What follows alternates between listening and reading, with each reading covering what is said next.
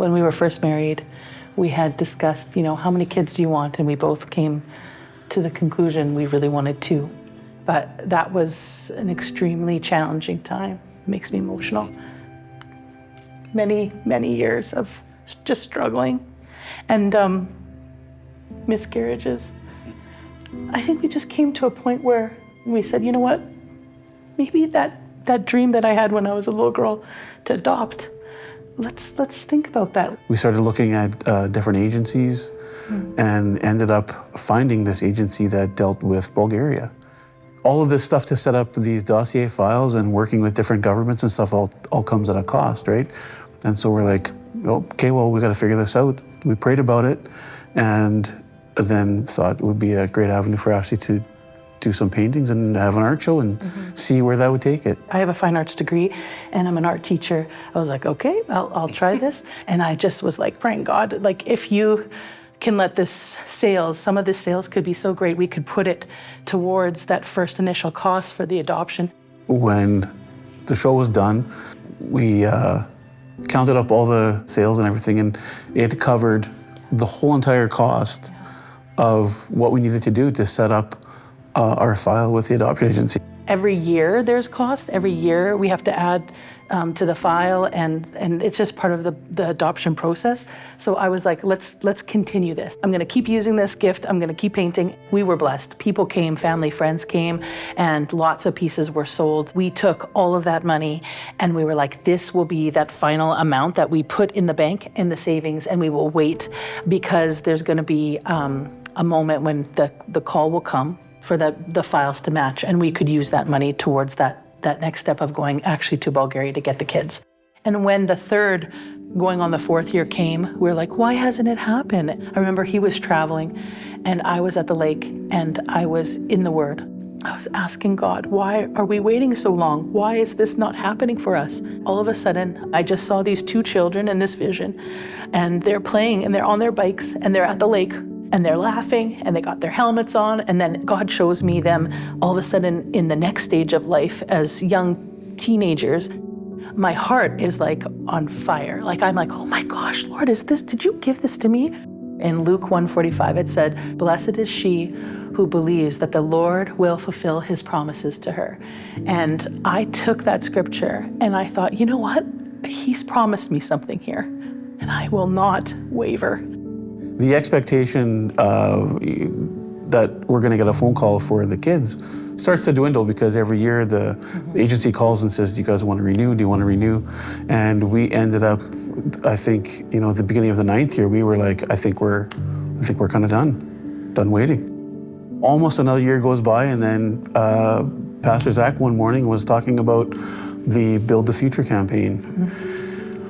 And it kind of it struck my heart as I'm sitting there listening. And I said to Ash, I think we need to give to the Build the Future campaign.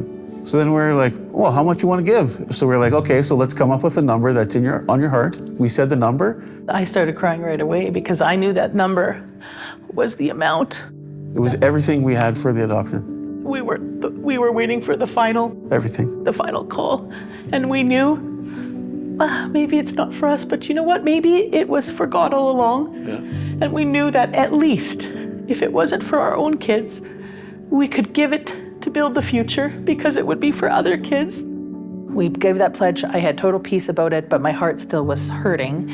And I remember this song coming on the radio, and it was Zach Williams' Sunday's Coming. There's this line that he speaks in there, for all the mamas who are praying for their families, your Sunday's coming. And I get to school and this song is in my head all day. I'm teaching my classes and Sunday's coming, Sunday's coming. I never forget it.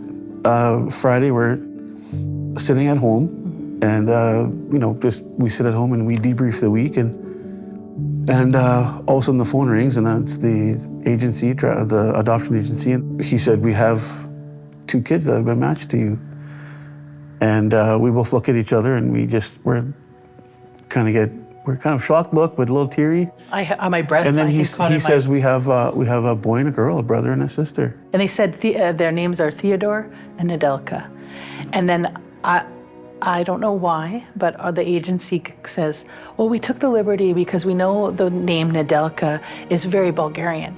And so you probably don't know what it means. So we decided to look up the meaning for you. And we're like, oh, okay, thank you. Yeah, that was really nice of you. And he says, so we looked it up. Her name means Sunday. I think in that moment I was like, wow, he had been saying it. Sunday's coming. I truly believe we made that pledge, and then God was just letting my heart know your Sunday's coming. And it was both symbolic but also literal. Sunday's coming. We're so super nervous when we're walking in.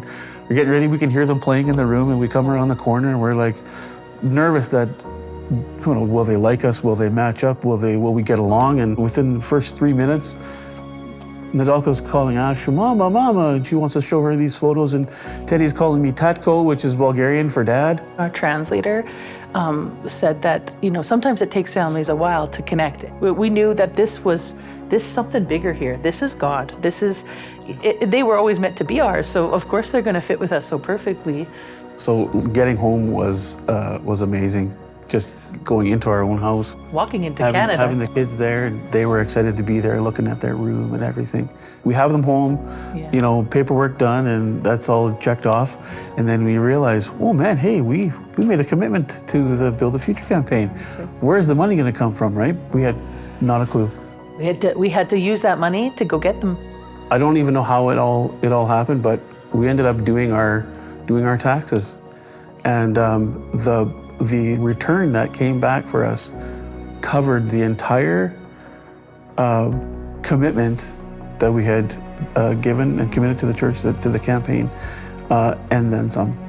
Every time we even look back at all the details and we see, like, you know, through the brokenness, the waiting, the healing moments, the pain, sometimes not even wanting to have hope, but just trusting in that journey, we see God's blessing, His hand. We can't even thank Him enough. He was there. I feel like this project is so big, I can guarantee that even in church listening to all the stuff, there's no way you don't have a stirring in your heart. And I think it's about listening to the will of God, taking that moment and saying, yeah, I hear your voice, Lord, and I'm going to follow it.